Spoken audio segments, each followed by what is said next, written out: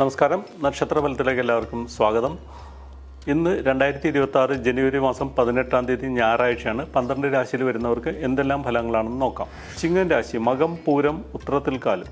ഈ രാശിക്കാർക്ക് ഉദ്ദേശിക്കുന്ന പല കാര്യങ്ങളും ഇന്ന് ചെയ്തു തീർക്കാൻ സാധിക്കും. ജോലിയിൽ ഉയർച്ച ഉണ്ടാകാനോ അല്ലെങ്കിൽ പുതിയ ജോലിയിൽ പ്രവേശിക്കാനോ സ്ഥാനക്കയറ്റം ലഭിക്കാനോ ഒക്കെ യോഗമുള്ളൊരു സമയമാണ്. സാമ്പത്തിക പുരോഗതി നേടാൻ സാധിക്കും. പങ്കാളിയുടെ കാര്യത്തിൽ കൂടുതൽ ശ്രദ്ധിക്കുന്നത് നന്നായിരിക്കും. കന്നിരാശി, ഉത്രം, മുക്കാല്, അത്തം, ചിത്തിരാര.